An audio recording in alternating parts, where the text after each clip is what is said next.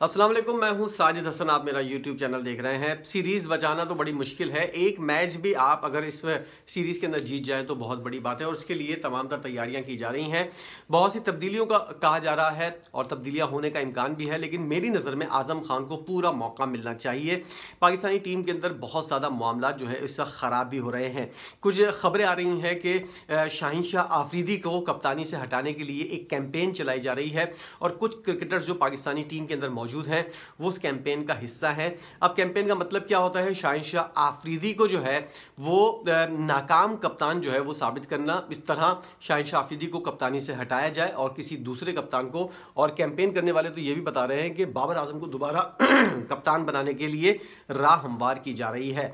Senior खिलाड़ी जो हैं वो इस कैंपेन का हिस्सा है और शाहीन शाह आफरीदी जो है, जिनको माजी के अंदर अपना दोस्त समझते थे, कहते थे, वो लोग जो हैं अब शाहीन शाह आफरीदी के खिलाफ चलते हुए नजर आ रहे हैं। बज़ाहिर ऐसा लग रहा है कि वो जो है वो टीम के लिए परफॉर्म कर रहे हैं, टीम के लिए अच्छा करने की कोशिश कर रहे हैं, शाहीन शाह आफरीदी का साथ दे रहे हैं, लेकिन जो कुछ नजर आ रहा है वैसा है नहीं।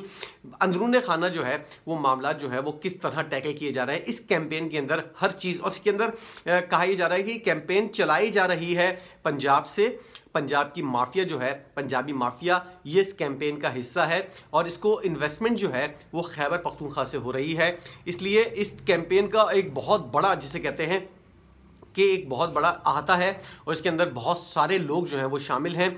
शाहिद खान आफरीदी जो बयानात मुसलसल देते हुए आ रहे हैं कि शाहीन शाह आफरीदी को कप्तान नहीं होना चाहिए, मोहम्मद रिजवान को कप्तान होना चाहिए, ये बयानात जो हैं ये बिला वजह वो हर महफिल के अंदर खड़े होकर बिला वजह नहीं दे रहे। इसकी बहुत बड़ी वजह है। और शाहीन शाह आफरीदी के सामने आखिरी दफ़ा जो इन्होंने ये वाला बयान दिया था, तो शाहीन शाह आफरीदी के सामने खड़े होकर ऑस्ट्रेलिया के अंदर ये वाला बयान दिया था।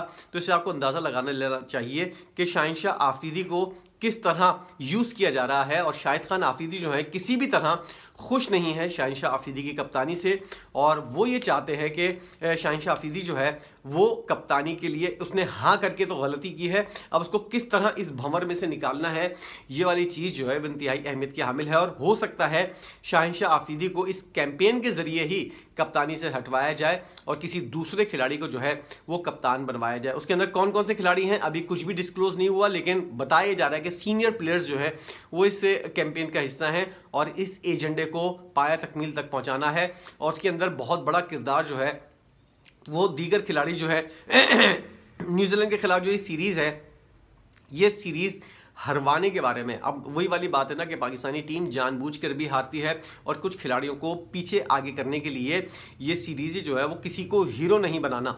आप जो है मेलबर्न टेस्ट जीत सकते थे, सिडनी टेस्ट मैच जो है वो जीत सकते थे, मेलबर्न वाला भी जीत सकते थे, लेकिन आपने क्या किया? शान मसूद को जो है वो हीरो नहीं बनाना। इसलिए कुछ ये वाली खबरें उस वक्त भी आई थी कि खिलाड़ी जो हैं वो जानबूझकर ये मैच हारे हैं और अपनी परफॉर्मेंस के ज़रिए, या फिर ऐसा उन्होंने, ये बाएं हाथ का खेल होता है किसी भी टीम के अंदर जो मौजूद खिलाड़ी होते हैं, कि मामला को किस तरह 67 पर किस तरह लाइन लग गई थी पाकिस्तानी टीम की और किस तरह 4-5 खिलाड़ी जो है वो आउट हो गए थे। उनमें गो के शान मसूद भी शामिल थे, लेकिन जब फैसला हो जाता है या फिर इशारे आ जाते हैं तो फिर इस तरह की चीज़ें होने में कोई वक्त नहीं लगता। और यही चीज़ें इस वक्त जो है वो शाहीन शाह आफरीदी के बारे में कही जा रही हैं। शाहीन शाह आफरीदी बुनियादी तौर पर जो है वो कप्तानी का मटेरियल नहीं है, उसको बनाना है कप्तान, इतना बेहुदा फैसला है, गलत फैसला है पाकिस्तान क्रिकेट बोर्ड का। अब वो उस फैसले के ऊपर शायद नजरसानी की जा रही है या फिर कोई और खिलाड़ी जो है उसने ओके कर दिया है। मोहम्मद रिजवान का नाम दिया जा रहा है कि वो जो है वो कप्तानी के लिए मटेरियल भी है और कप्तानी के अंदर जो है वो जितनी भी सलाहियतें एक कप्तान के अंदर होनी चाहिए, खासतौर पर वाइट बॉल के लिए, वो तमाम तर सलाहियतें जो है वो Pakistani wicket keeper batter Mohammad Rizwan के पास हैं। आज़म खान के बारे में ये वाली बात की जा रही है कि उसको ड्रॉप कर दो, लेकिन मेरी नज़र में उसको पूरी 5 मैचों की सीरीज़ दें और उसके बाद अगर उसके अंदर कोई कारकर्दगी नहीं होती फिर उसको ड्रॉप किया जाए, ताकि एक जवाब हो कि पूरी सीरीज़ मिली और आपने कुछ भी नहीं किया। हो सकता है दूसरा खिलाड़ी, अब इस वक्त डू एंड डाई वाली पोजीशन है, एक मैच भी न्यूजीलैंड जीत गया तो ये सीरीज़ आपके हाथ से चली जाएगी। आपको सीरीज़ रोकनी है अपने पास तो ज़्यादा तजर्बात करने की ज़रूरत नहीं है, जो चल रहा है वैसे ही। अभी खिलाड़ी सेट हो चुके हैं, 2 मैच खेलने के बाद सेट हो चुके हैं। इस वक्त तब्दीली करना जो है वो नुकसानदेह होगा। सीरीज़ वैसे भी आप नहीं जीत रहे, अगर इस तरह की तब्दीली करेंगे जैसे साहबजादा फरहान को या फिर दूसरे खिलाड़ियों को जो अगर आपने इन कर दिया तो इस डिफाइनिंग वाली सीरीज के अंदर जो है, डिफाइनिंग वाली मैच के अंदर जो है, वो सूरत हाल उनके हाथ से भी, वो भी अगर फेल हो गए तो उनके मुस्तकबिल के ऊपर भी सवालिया निशान खड़ा होगा। इसलिए जिन खिलाड़ियों को आपने आजमा लिया है, डेब्यू करवा लिया है, उन्हीं के साथ आप पूरी सीरीज खेलें, उसके बाद ही कोई तब्दीली आगे चलकर की जा सकती है।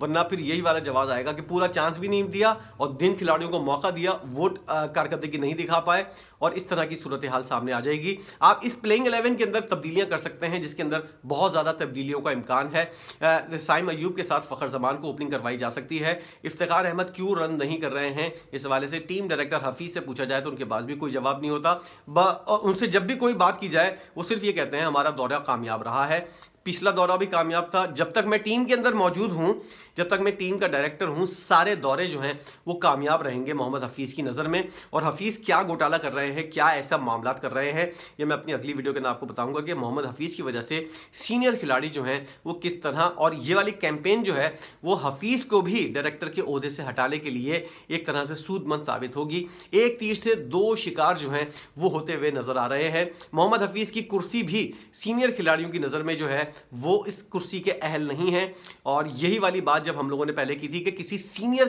खिलाड़ी को जो है वो डायरेक्टर बनाया जाए, ना कि उसी वक्त खेले हुए खिलाड़ी। इस टीम के अंदर बहुत से खिलाड़ी ऐसे हैं जिनके साथ हफीज़ खेल भी चुके थे, आज वो प्रोफेसर बनकर उनके ऊपर ऑर्डर देंगे, किसी किस्म की कोई भरम नहीं होगा उनका, और ना ही कोई इज्जत होगी।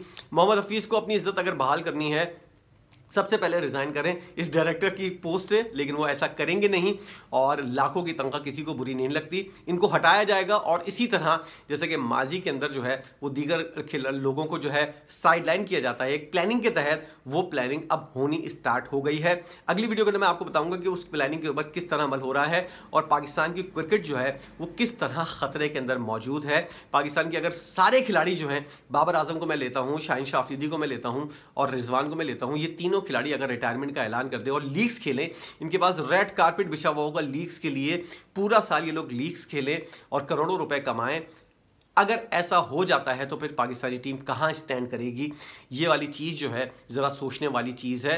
और मोहम्मद हफीज़ का जो ये रवैया है कि जिस तरह डांट टपट की जाती है, लंबी लंबी मीटिंग की जाती हैं, खिलाड़ियों को डांटा जाता है और जुर्माने किए जाते हैं, इस तरह खिलाड़ी जो है बनते नहीं हैं बल्कि बिगड़ते हैं।